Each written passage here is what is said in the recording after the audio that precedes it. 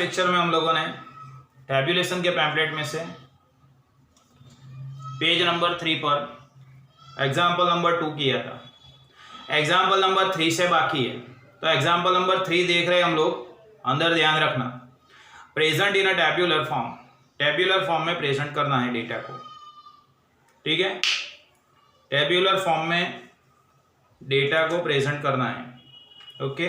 देखिए आगे, present in a tabular form with suitable captions. अब कैप्शंस किसको बोलते हैं? तो कॉलम्स हम बनाते हैं, जैसे ऊपर हमने लिखा जेंडर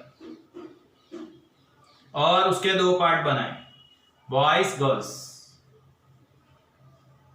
ठीक है। और यहां लिखा है हमने साइड पर स्टैंडर्ड 8th 9th 10th। तो जो कॉलम्स के हेडिंग है, ये कॉलम वर्टिकल अरेंजमेंट, तो ये जो कॉलम्स के हेडिंग है उसको बोलेंगे हम कैप्शंस, ठीक है। और ये जो रो की हेडिंग्स है, उस रो की हेडिंग्स को बोलते हैं स्टब्स। तो कैप्शंस मतलब क्या? Heading of columns, hello, headings of columns, headings of columns are known as captions and headings of rows are known as stubs। captions किसको बोलते हैं? तो कॉलम्स के जो टाइटल है, कॉलम्स के टाइटल, उसको कैप्शंस बोलते हैं। और जो रो है, रो के जो टाइटल है उसको क्या बोलते हैं? स्टब्स, ठीक है। तो यहां हमको दे के रखा है present in tabular form with suitable captions. Suitable captions के साथ टैब्यूलर फॉर्म में हमको डेटा को प्रेजेंट करना है, etcetera the information content in the following. तो टैब्यूलेशन के अंदर हम क्या करते हैं? सबसे पहले पूरा क्वेश्चन रीड करेंगे, उसमें से जो जो एट्रीब्यूट्स हमको मिल रहे हैं वो एट्रीब्यूट्स अलग निकालेंगे और उस एट्रीब्यूट्स के बेसिस पर टेबल बनाएंगे, ठीक है। In 1945, out of a total of 1750 workers of a factory, 1945 में टोटल वर्कर्स है 1750। 1200 workers were member of trade union, 1200 workers were member of trade union। The number of women employed was 200, of which 175 did not belong to a trade union। ये इतना है 1945 का। फिर आगे हमको दे के रखा है इन 1950। इसका मतलब ऐसा हुआ कि फर्स्ट एट्रीब्यूट मुझे मिल रहा है ईयर में 1945 है, 1950 है, और आगे देखते रहना क्वेश्चन के अंदर 1955 भी है। Then second attribute is membership.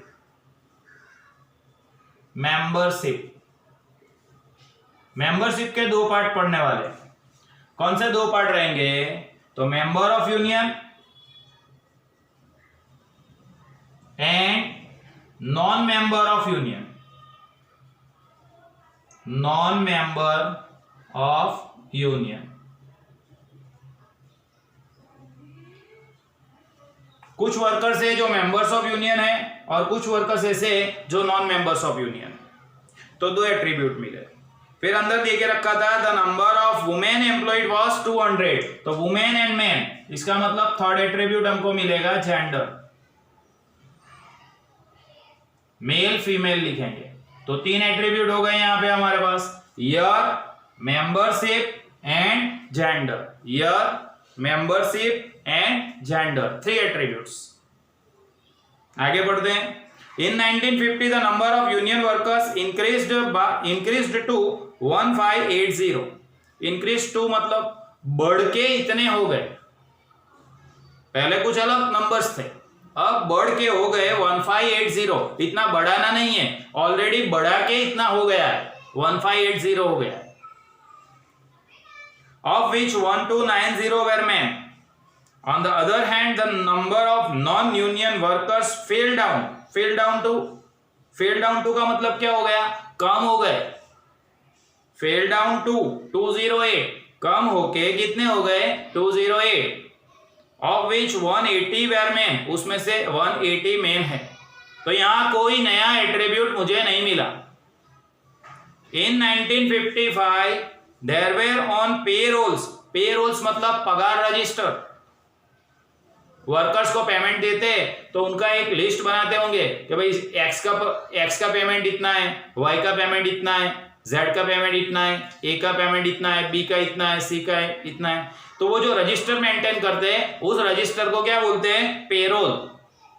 ठीक है, there were on the payroll of the factory 1800 employees who belong to a trade union. Of all the employees in 1955, 300 were women, of whom 8 did not belong to a trade union. नया कोई attribute नहीं मिला मुझे। देखो यहाँ पे board पर मुझे सिर्फ 3 एट्रीब्यूट मिले पूरे क्वेश्चन के अंदर से। कौन से 3 एट्रीब्यूट मिले?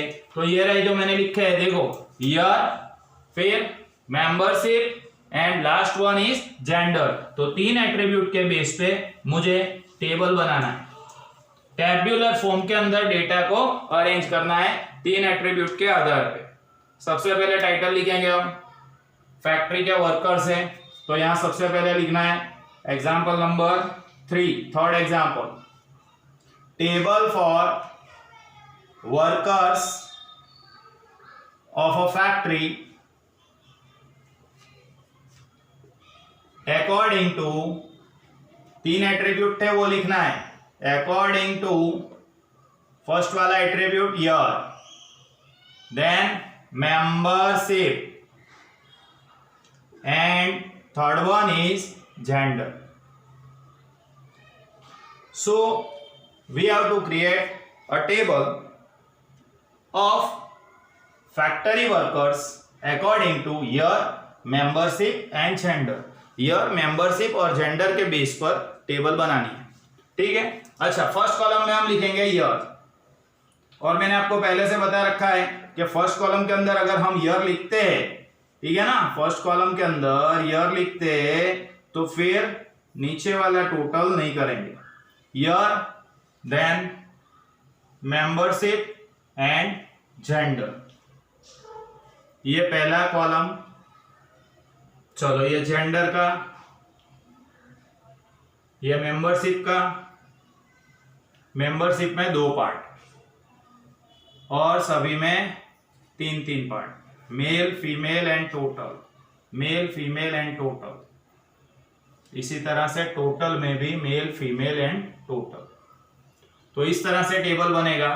फर्स्ट कॉलम में हम लिखेंगे year, first column year. Then second में लिखना है यहां पे सेकंड एट्रीब्यूट मेंबरशिप. दिख रहा है ना आप लोगों को?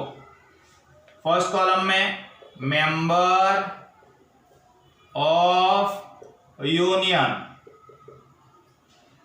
Then non member of union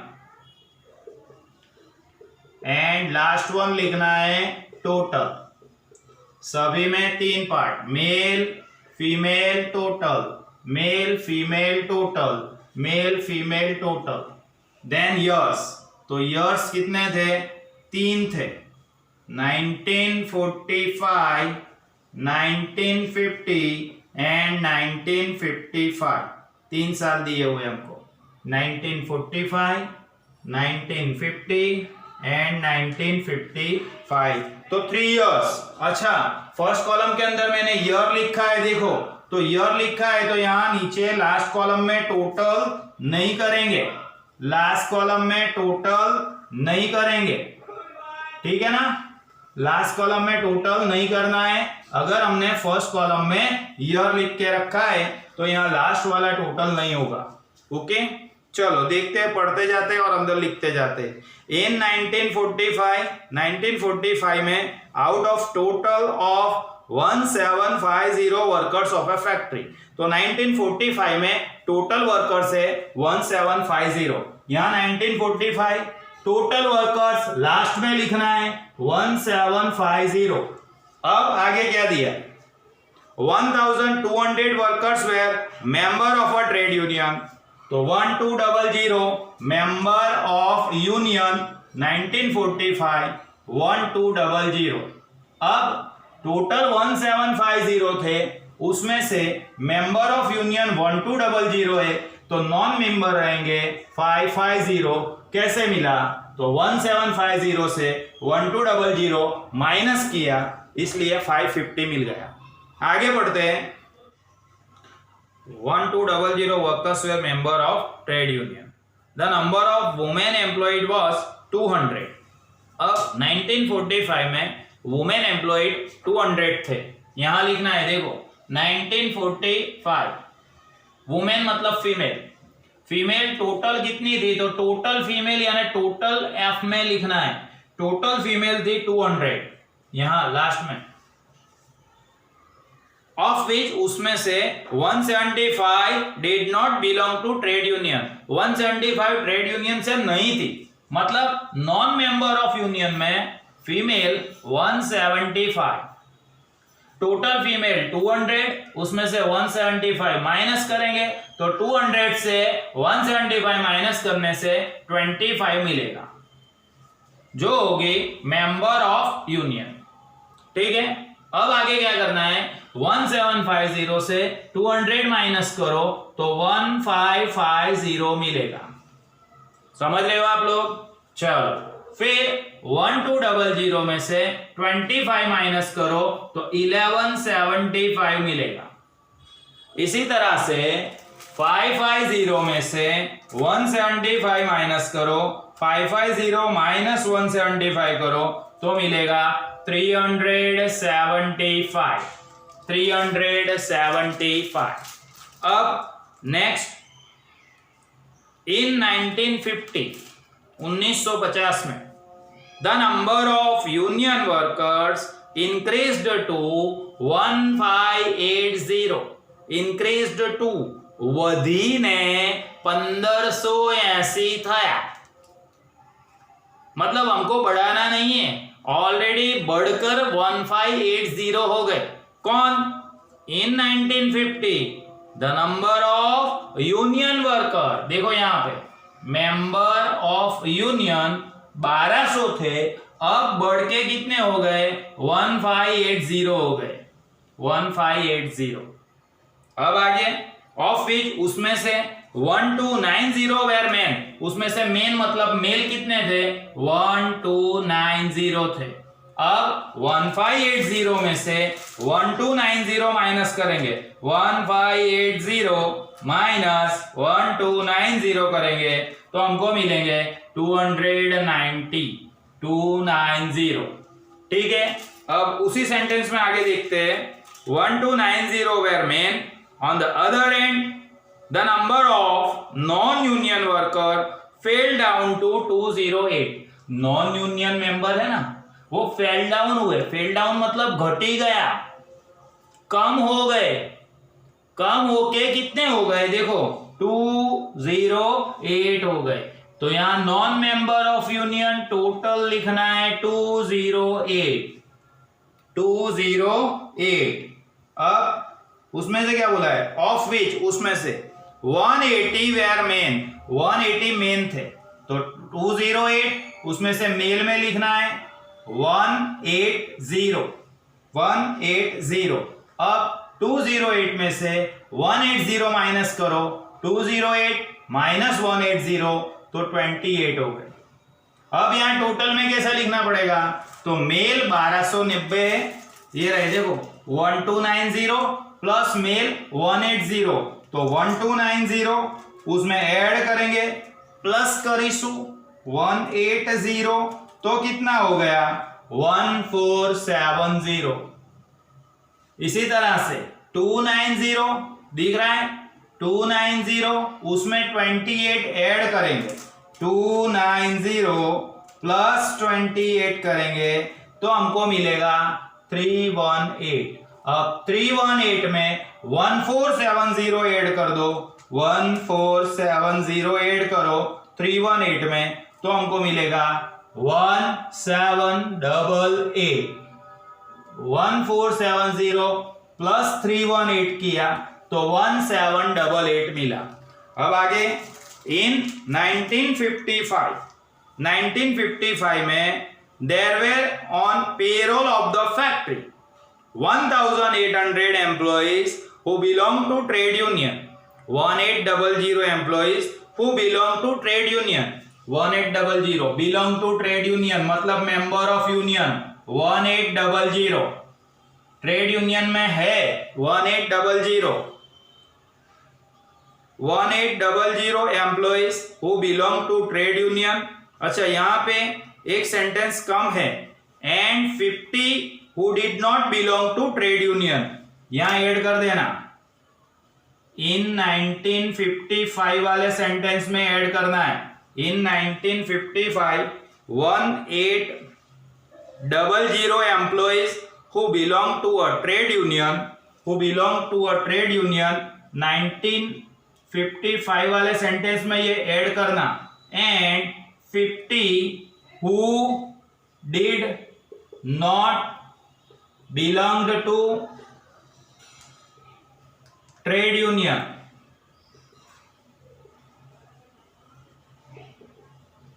at this ये ऐड करना है. इन क्वेश्चन के अंदर एड करना है. प्रिंटिंग में मिस्टेक छे, छापवानुं रही गयुं छे. तो 1955 वाला वाक्य में आ 1800 वाळुं पूरुं थाय छे त्यां आ एड करवानुं. एंड 50 1800 पर पूरुं थाय छे त्यां आ एड करवानुं. And 50 who did not belong to trade union. 50 did not belong to trade union मतलब नॉन मेंबर में हम लिखेंगे 50. ठीक है, आगे देखते हैं. Of all the employees in 1955 के टोटल एम्प्लॉइज. तो पहले निकालते हैं टोटल एम्प्लॉइज कितने हैं. 1800 मेंबर ऑफ यूनियन है और नॉन मेंबर 50 है. तो 1800 प्लस 50 1850 हो गए. अब ये टोटल 1850 में क्या दिया है देखो. 300 वेर वुमेन, उसमें से 300 वुमेन है. चलो, वुमेन मतलब फीमेल.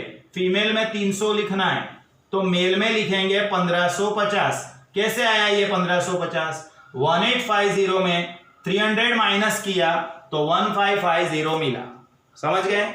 अब 300 फीमेल है, उसमें आगे क्या दिया है देखो. Where women of whom 8 did not belong to trade union. 8 trade union में नहीं है. चलो, नॉन मेंबर ऑफ यूनियन में कितना लिखना है 8. ये 50 में से 8 माइनस किया तो कितने मिल गए मुझे 42. 50 थे नॉन मेंबर, उसमें से 8 फीमेल है तो मेल कितने रहेंगे 50 माइनस 8 એટલે 42.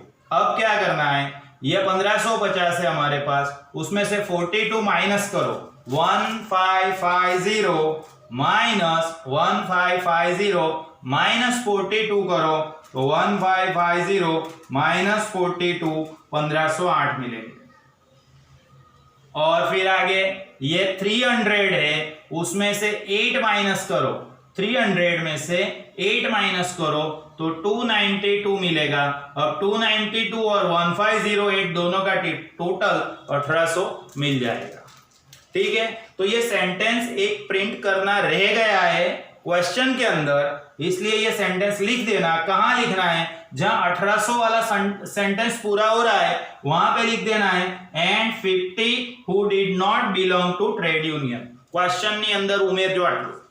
ओके, चलो अब यहां लिख देंगे M F and T. M क्या था, तो number of male worker. Number of male workers. Then F मतलब नंबर ऑफ फीमेल वर्कर्स.